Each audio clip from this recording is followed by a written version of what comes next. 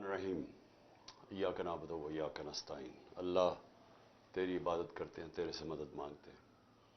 मेरे पाकिस्तानियों, आज मैं अपनी सारी कौम को मुबारक देता हूँ, खराज तहसीन पेश करता हूँ कि कल 4200 पॉइंट्स के ऊपर लोग निकले।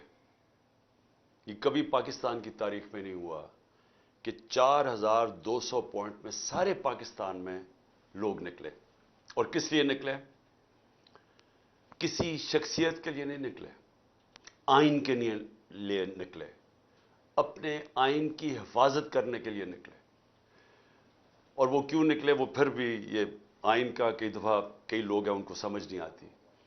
देखिए, मुल्क का कानून बनता है मुल्क के आइन से।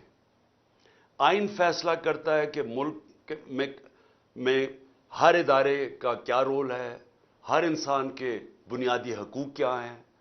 यानी सारी जो मुल्क चलता है, जिसको कहते हैं कानून की हुक्मरानी, वो सारी निकलती है आइन से। तो जब एक मुल्क का आइन ख़त्म होता है तो ये समझें कि मुल्क ख़त्म हो जाता है, क्योंकि जिस मुल्क में कोई कानून नहीं होता उस मुल्क का कोई मुस्तकबिल नहीं होता। तो जो नज़रिया ज़रूरत है, ये जो पाकिस्तान में हम आज तक हकीकी आज़ादी नहीं ले सके, ये नज़रिया ज़रूरत जब आता है तो ये आइन को ख़त्म करके आता है। और नज़रिया ज़रूरत कभी आज़ाद माशरों में नहीं आता, सिर्फ ग़ुलाम माशरों में नज़रिया ज़रूरत आता है। जब अंग्रेज़ आया तो उसने हुकूमत कर रहा था तो उसने अपने लिए और कानून बनाए हुए थे, लोगों के लिए, अवाम के लिए और थे। तो अंग्रेज़ को जो अपने लिए, क्योंकि उसने इतने बड़े लोगों के ऊपर हुकूमत करनी थी और अब वो अपने बराबर नहीं उनको समझता था। वो ऊपर था और लोग नीचे थे। अंग्रेज़ के लिए और कानून था, लोगों के लिए दूसरा कानून था। तो जब आज़ादी मिली तो उसूलन तो ये होना चाहिए था कि कानून के सामने सब एक बराबर हो जाएं, जो कि एक आज़ाद मुल्क में होते हैं। लेकिन हमारी बदकिस्मती क्या हुई, आते साथ ही मार्शल लॉ लग गया। मार्शल लॉ का मतलब वही कि जो ऊपर जिसने कब्जा किया, जिस फौज ने, वो कानून के ऊपर चले गए। उनके लिए पाकिस्तान के आइन को ख़त्म करना पड़ा।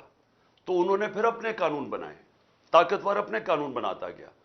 और फिर जब बदकिस्मती से जब हमारी जमहूरियत भी आती थी तो जो इलेक्टेड प्राइम मिनिस्टर भी था वो भी एक डिक्टेटर की तरह मुल्क चलाता था, वो भी तनकीद नहीं बर्दाश्त करता था। मैं 70 की दिहाई की बात कर रहा हूँ। वहाँ भी लोग आज़ाद नहीं हुए, वहाँ भी लोगों को मारा पीटा जाता था। अपनी एक फोर्स बनाई हुई थी FSF, वो लोगों को मारते मूरते थे, मुखालफिन को डराते धमकाते जेलों में डालते थे। ये शुरू में तारीख है, क्योंकि मार्शल लॉ के बाद जब सिविलियन गवर्नमेंट आई तो वो भी अपने आप को वो बादशाह समझना शुरू हो गया। और फिर ज़ियाउल हक का ज़माना आया, फिर ख़त्म हो गया आइन। और फिर जब हमारी हुकूमतें आईं उसके बाद हमारी बदकिस्मती ये हुई कि वो भी अपने आप को कानून के ऊपर समझना शुरू हो गई। तो वो जब मुल्क में कोई गलत काम करते थे तो वो समझते थे कि अदालत की ये जुर्रत नहीं होनी चाहिए हमें रोकने के लिए, लिहाजा सुप्रीम कोर्ट पर हमला किया गया, डंडों से हमला किया गया सुप्रीम कोर्ट के ऊपर। और चीफ जस्टिस सजाद अली शाह, एक बड़ा दयानतदार हमारे चीफ जस्टिस थे, उनको भगाया गया बाकायदा सुप्रीम कोर्ट से। और जजेस को जान बचा के लोग भागे। और फिर पैसा चलाया ब्रीफ केस से, जजेस को तकसीम किया गया और फिर सजाद अली शाह को हटाया गया। और तो ये क्यों हुआ? क्योंकि जो जमहूरियत के ज़रिए भी, जो अपने आप को इलेक्शन के ज़रिए भी आते थे, वो भी अपने आप को कानून के ऊपर समझते थे। वो भी समझते थे कि हमें अदालत कौन है हमें पूछने के लिए। और अभी भी आप देखते हैं कि ये जो नवाज शरीफ और इसकी बेटी, ये क्या कहते फिरते हैं कि नवाज शरीफ के ऊपर बड़ा गलत हो गया, केसेस ख़त्म करो। एक दफ़ा नहीं बता रहा है कि जिसकी वजह से, पैनामा की वजह से जो फंसे थे, वो पैनामा इंटरनेशनल इंकशाफ हुआ था, जिसमें ये चीज़ सामने आई थी कि ये जो महंगे तरीन लंदन के अपार्टमेंट्स हैं उसकी मालिका मरियम नवाज है। तो वो तो पैनामा के इंकशाफ में आए थे। फिर 2 साल इंक्वायरी चली, अदालत में चली, फिर GIT बनी। उसमें साबित हुआ कि इनके पास कोई طریقہ نہیں تھا, کوئی منی ٹریل نہیں تھی کہ یہ 4 مہنگی مہنگی اپارٹمنٹس خریدی ہیں اور پھر دبئی میں نوکری کر رہے ہیں. پرائم منسٹر ملک کا دبئی کے اندر نوکری کر رہا ہے اور تنخواہ لے رہا ہے. ملک کا پرائم منسٹر دبئی کی کمپنی سے تنخواہ لے رہا ہے. یہ ساری چیزیں سامنے آئیں, اس کا کبھی جواب نہیں دیا. کہتے وہ یہ ہیں کہ جرت کیسے پڑی ہمارا, کسی نے ہمیں سزا دے دی.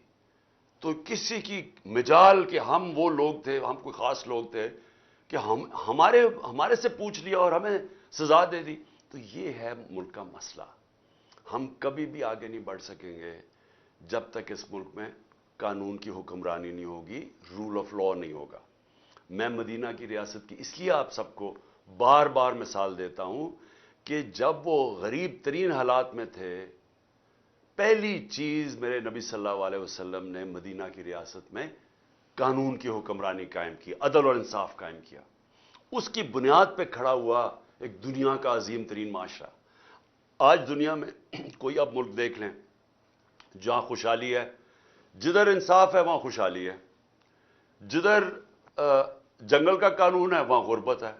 تو یہ تو یعنی جو بھی دنیا جانتا ہے اسے پتہ ہے کہ یہ حالات ہیں جب آپ کے ملک کے اندر مائٹ از رائٹ ہوتی ہے, یعنی طاقت کی حکمرانی ہوتی ہے, جو پاکستان میں آج. اس لیے کل کا دن بہت اہم تھا اس ملک کی تاریخ میں. اپنے ملک کی آئین کی حکمرانی, قانون کی بالادستی, اس کے لیے 4200 جگہ پہ لوگ نکلے. اور ساروں نے, پھر سے میں یہ کہتا ہوں کہ کسی شخصیت کے لیے نہیں نکلے. اگر انہوں نے چیف جسٹس کا نام لیا تو چیف جسٹس کا اس لیے نام لیا کیونکہ وہ آئین کے ساتھ کھڑے ہیں. آئین کہتا ہے 90 دن میں الیکشن ہونے چاہیے. سارے دنیا کے اندر ججز, پاکستان کے ججز, وکیل سب سمجھتے ہیں کہ 90 دن میں الیکشنز ہونے چاہیے. اور یہ جو اب گورنمنٹ میں بیٹھے ہوئے ہیں 60% کیبنٹ کرپشن کیسز کے اوپر بیل پہ ہے, یہ اب پوری کوشش کریں الیکشن سے بھاگنے کی, اور یہ آئین توڑنے کے لیے تیار ہیں. یہ سپریم کورٹ کے فیصلے کے خلاف جانے کے لیے تیار ہیں. یہ سپریم کورٹ کو تقسیم کرنے کے لیے تیار ہیں, صرف اس لیے کہ ان کو الیکشن نہ ملے. کھل کے سپریم کورٹ کو اٹیک کر رہے ہیں. ان کے لوگ کہہ رہے ہیں کہ جی اگر سپریم کورٹ نے فیصلہ کیا مانیں گے نہیں, یہ کھل کے کہہ رہے ہیں. تو میں یہ چاہتا ہوں کہ پہلے صرف یہ دیکھ لیں, اس کے بعد میں باقی بات کرتا ہوں کہ جب ان کو سپریم کورٹ کا فیصلہ پسند تھا تو ان کے لوگوں نے کیا سپریم کورٹ کے متعلق کیا سٹیٹمنٹس دیں. ہمارے پاس اللہ کا کرم ہے, سوشل میڈیا ہے, یہ ساری چیزیں اب آپ کو پتہ چل جاتی ہیں کہ یہ پہلے کیا کہتے تھے, اب کیا کہتے ہیں. مجھے کہتے تھے کہ اگر آپ نے الیکشن کروانا ہے تو اپنی حکومتیں ڈیزالو کر دیں. حکومتیں ڈیزالو کی تو سارے الیکشن سے بھاگ گئے. اب کہتے ہیں کہ جی عمران خان انتشار پھیلا رہا ہے. آئین کے مطابق چل رہا ہے عمران خان, 90 دن میں الیکشن ہونے چاہیے. 2 ہماری حکومتیں ہم نے ڈیزالو کی. آپ سب نے کہا, آئین بھی کہتا تھا, ملک کا قانون کہتا تھا کہ 90 دن میں الیکشن ہو. 90 دن گزر گئے, الیکشن نہیں ہو رہے. ہمیں کہہ رہے ہیں اکتوبر میں الیکشن ہوں گے. کس طرح اکتوبر میں؟ اس کا مطلب 70% پاکستان ڈس انفرینچائز ہے, یعنی ان کے الیکٹڈ نمائندے 70% پاکستان میں نہیں ہوں گے. ایک بددیانت دار الیکشن کمیشن نے شہباز شریف کی حکومت یہاں قائم کر دی جس کی کوئی قانونی اور آئینی کوئی جواز نہیں ہے, اور فضل الرحمان کی حکومت قائم کر دی ہے پختونخوا میں. سو اس لیے میں یہ سننا چاہتا ہوں, آپ کو سنانا چاہتا ہوں کہ کیا کہا انہوں نے جب ان کو سپریم کورٹ کا فیصلہ پسند تھا. یہ وقت پورے قد کے ساتھ چیف جسٹس آف پاکستان اور سپریم کورٹ کے آنریبل ججز کے ساتھ کھڑے ہونے کا ہے. اگر اس وقت ہم نے ان کا ساتھ نہ دیا تو اس معاشرے میں جھوٹ, منافقت اور خرید و فروخت کے سوا کچھ نہیں بچے گا. اس وقت اف اینڈ بٹ میں نہ پڑے, ہم لوگ ڈٹریکٹ کریں گے, لوگ عدلیہ کے منہ پر کالی سیاہی ملنے کی کوشش کریں گے. ہمیں سپریم کورٹ کے چیف جسٹس کے ساتھ کھڑے ہونا چاہیے. اب سپریم کورٹ نے کہہ دیا کہ آپ فلانے شخص سے اس کی تحقیقات کروائیں. جب سپریم کورٹ کچھ کہہ دے تو آپ کے پاس اختیارات نہیں ہیں, آپ اس کو اس بات کو من و ان تسلیم کرنا ہوگا. جس حد تک سپریم کورٹ نے کہا ہے تو آپ کو سیاہ کو سفید ماننا ہوگا. یہ طریقہ کار ہے اس سارے پروسیس کا؟ میں سمجھتا ہوں کہ اس ملک میں آزاد عدلیہ جو ہے وہ برداشت نہیں کی جا رہی. کسی شخص کو یا کسی ادارے کو عدلیہ کو بلیک میل کرنا اور اپنی مرضی کے فیصلے کرانا اور اپنے آپ کو بیل آؤٹ کرانا، میں سمجھتا ہوں اس سے گھناؤنا اور کوئی کاروبار نہیں ہے. پاکستان کے مستقبل کا انحصار اس بات پر ہے کہ جو رول آف لا ہے، جو عدلیہ کے فیصلے ہیں، ان پر عمل درآمد یقینی بنایا جائے. ایک ادارہ جو ریاستی ادارہ ہے، انتہائی اہم ترین سپریم کورٹ، اس کو حکومت تسلیم نہیں کر رہی، وزیر اعظم تسلیم نہیں کر رہے، ان کے فیصلوں کا مذاق اڑا رہے ہیں. یہ وقت پورے قد کے ساتھ چیف جسٹس آف پاکستان اور سپریم کورٹ کے آنریبل ججز کے ساتھ کھڑے ہونے کا ہے. اگر اس وقت ہم نے ان کا ساتھ نہ دیا تو اس معاشرے میں جھوٹ، منافقت اور خرید و فروخت کے سوا کچھ نہیں بچے گا. اس وقت اف اینڈ بٹ میں نہ پڑے، ہم لوگ ڈٹریکٹ کریں گے، لوگ عدلیہ کے منہ پر کالی سیاہی ملنے کی کوشش کریں گے. ہمیں سپریم کورٹ کے چیف جسٹس کے ساتھ کھڑے ہونا چاہیے. اب سپریم کورٹ نے کہہ دیا کہ آپ فلاں شخص سے اس کی تحقیقات کروائیں. جب سپریم کورٹ کچھ کہہ دے تو آپ کے سو واضح ہو گیا کہ جب ان کو ضرورت تھی تو ان کو سپریم کورٹ کی سینکٹیٹی، اس کے فیصلوں کی اہمیت کی سمجھ آ گیا کہ کیوں سپریم کورٹ کا فیصلہ ضروری ہے. اور اب جب کہ 15 کے 15 سپریم کورٹ کے جو ججز ہیں وہ ایک چیز پہ سب متفق ہیں کہ 90 دن کے اندر الیکشن ہونا چاہیے جب اسمبلیز ڈیزالو ہوں. تو اب یہ سارے مل کے کہ کیونکہ کہیں سپریم کورٹ فیصلہ نہ کر دے 90 دن اور الیکشنز ہو جائیں، وہ الیکشنز کے خوف کی وجہ سے یہ اس وقت یہ سب کچھ آپ تماشا دیکھ رہے ہیں. اور یہ اس لیے کیوں الیکشن سے بھاگے ہوئے مجھے آپ کو بتانے کی ضرورت نہیں ہے کہ 2 دن پہلے رپورٹ آئی، عوام کو تو پتہ ہے کہ جو میں باتیں کر رہا ہوں. بلومبرگ جو کہ ایک انٹرنیشنل، ایک دنیا کی معیشت کے اوپر ایک ایسا ریسپیکٹڈ رسالہ ہے جو ساری دنیا میں پڑھا جاتا ہے، وہ کہتا ہے کہ پاکستان کا آج حال سری لنکا سے برا ہو گیا ہے. جو سری لنکا کے اندر جو مہنگائی ہے وہ پاکستان کی اس سے آگے بڑھ گئی ہے. سری لنکا سے مہنگائی کی وجہ سے لوگ سڑکوں پہ آئے تھے. تو سری لنکا سے آج ہمارے حالات برے ہو گئے جب سے جنرل باجوہ نے تحفہ دیا ان چوروں کو ہمارے اوپر بٹھانے کا. 1 سال پہلے، میں پھر سے کہتا ہوں، دشمن بھی پاکستان سے وہ نہ کر سکتا جو جنرل باجوہ اس قوم سے کر کے گیا. ان کو بٹھایا اوپر، انہوں نے آ کے ساری اکانومی تباہ کر دی. اپنے آپ کو انہوں نے 1100 ارب روپے کے کیسز معاف کروا لیے. انہوں نے آتے ساتھ ہی اپنے آپ کو ECL سے کیبنٹیں ہٹا دیا تاکہ یہ باہر جا سکے، کیونکہ سارا پیسہ باہر پڑا ہوا ہے، عیاشی باہر ہے. اور انہوں نے ملک کی معیشت کو تباہ کر دیا. اور آج جو لوگ پسے ہوئے ہیں مہنگائی میں، جو لوگوں کے آج حالات ہے، پھر سے میں بتا دوں، 100 روپیہ 1 سال پہلے جتنی چیزیں خریدتا تھا وہ صرف آج 62 روپے خرید سکتا ہے. 62 روپے رہ گئے ہیں اس 100 روپے میں سے. تو خریدار 100 روپے سے گر کے ایک آدمی کے پاس جو 100 روپے کا نوٹ ہے وہ صرف 62 روپے خرید سکتا ہے. اور اگر سینسٹیو پرائز انڈیکس پہ چلے جائیں کھانے پینے کی چیزیں تو وہ صرف 52 روپے رہ گئے ہیں 100 روپے میں سے. اور گرتا جا رہا ہے، ہر روز مہنگائی بڑھ رہی ہے. دنیا میں مہنگائی کم ہو رہی ہے یا مہنگائی بڑھ رہی ہے؟ تو اس لیے میں آج وہ ساری قوتیں جو ان چوروں کے پیچھے بیٹھی ہوئی ہیں، میں آپ سب کو کہہ رہا ہوں کہ آپ ابھی سے سمجھ جائیں ملک کدھر جا رہا ہے. سری لنکا کے اندر جب پبلک نکلی تھی حالات اتنے برے نہیں تھے. آج کیوں نہیں پاکستانی قوم نکل رہی؟ امید لگا کے بیٹھی ہوئی ہے کہ الیکشنز آئیں گے، تو وہ الیکشنز کی انتظار کر رہے ہیں کہ غصہ ان کا الیکشن میں نکلے گا، جس کی وجہ سے یہ بھاگ رہے ہیں. تو مجھے اپنی اسٹیبلشمنٹ کی نہیں سمجھ آ رہی کہ آپ کو اس میں سے کیا مل رہا ہے. ان چوروں کے پیچھے لگ کے جنہوں نے ملک کو تباہ کر دیا ہے، تو اس سے آپ کو کیا مل رہا ہے کہ ان کے پاس تو کوئی اب طریقہ ہی نہیں ہے ملک کو بچانے کے لیے. ان کے پاس تو روڈ میپ نہیں ہے. اکتوبر تک یہ کیوں انتظار کر رہے ہیں؟ کیونکہ انہوں نے اور ہمیں تحریک انصاف کو پکڑ دکڑ کرنی ہے، اداروں کو ہمارے خلاف استعمال کرنا ہے، کیسز اور کرنے ہیں. کیا اس سے یہ بچ جائیں گے؟ میں سوال یہ پوچھتا ہوں کہ کیا اس سے یہ بچ جائیں گے؟ علی امین کو 1 مہینہ پکڑا، جیلوں میں پھرایا، کدھر سے کدھر، بکھر، پھر اسلام آباد، پھر اس کو لے کے گئے ادھر لاہور لے کے آئے, تشدد کیا اس کے اوپر, پھر ادھر سے گیا پتہ نہیں شکارپور.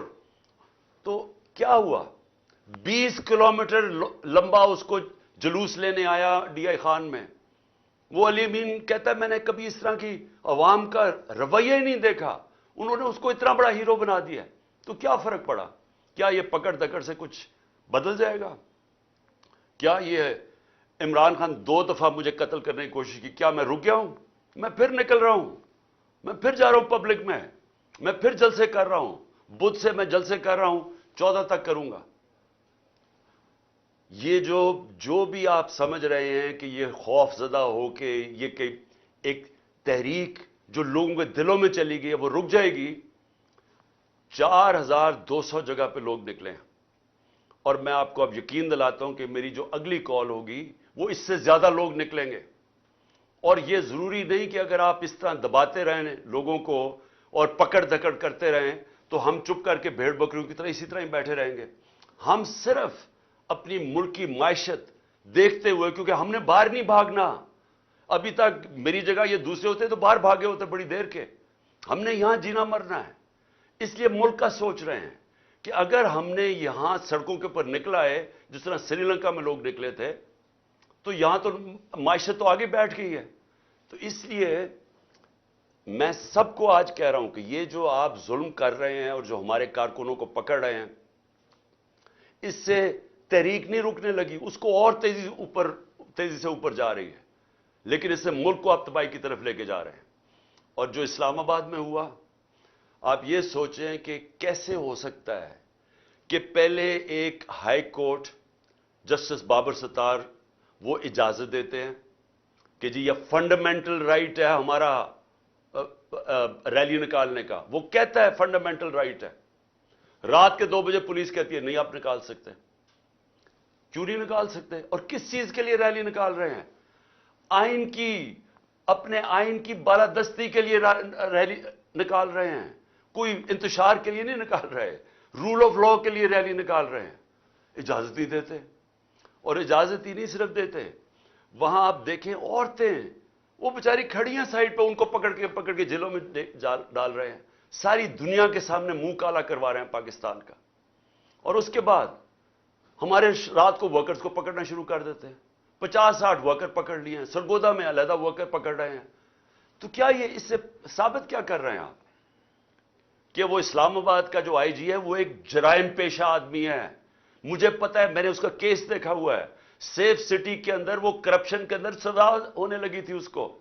دوسرا جرائم پیشہ آدمی شہباز شریف جب پرائم منسٹر بنا اس کو سزا ہونے والی تھی 24 ارب کے کیس میں. اس نے پہلی چیز اپنی طرح کے لوگوں کو اس کو لا کے وہاں بٹھا دیا. اور کیونکہ وہ غلام ہے شہباز شریف کا, وہ پولیس والا نہیں ہے.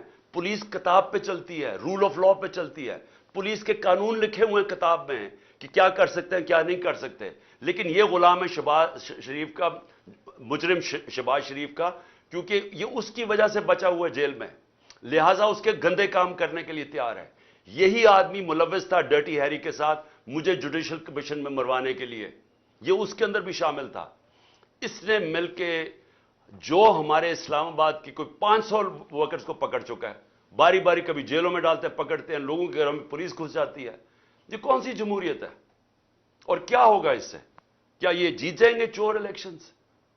میں اس لیے آج ساروں کو پیغام دینا چاہتا ہوں کہ یہ جو اگلی باری میں کال دوں گا وہ اس سے بہت بڑی کال ہوگی, اور یہ آپ جیل اور پکڑنے دکڑنے سے کوئی فرق نہیں پڑنے لگا. اور اگر ہم نے اپنے ملک کو اس دلدل سے نکالنا ہے,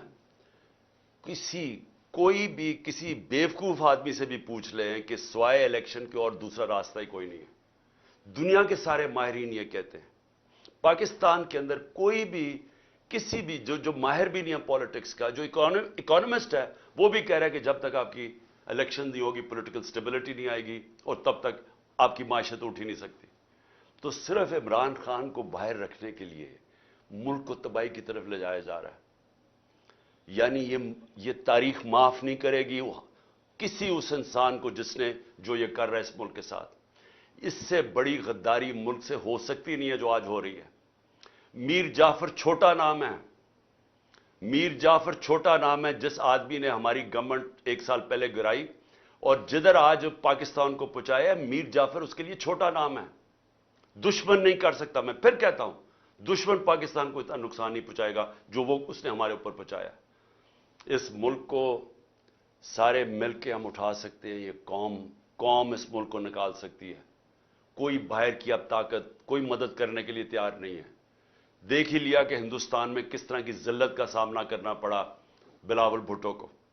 میں اس میں کوئی شک نہیں کہ اس نے بڑا غلط، کوئی ایٹیکیٹ نہیں تھی ان کے فورن منسٹر کو، کوئی تمیز نہیں تھی. کبھی اس طرح کسی آپ ملک میں کوئی مہمان آئے کبھی آپ اس طرح نہیں کرتے، اس طرح کا رویہ نہیں کرتے. لیکن اس بیوقوف کو وہاں جانے کی کیا ضرورت تھی؟ اس نے وہاں جا کے کیا ان کو کنونس کر دینا تھا؟ یعنی آپ کا پاکستان کی جو پوزیشن ہے، کیا اس نے جا کے کوئی وہ کون سا مارکا مارنا تھا؟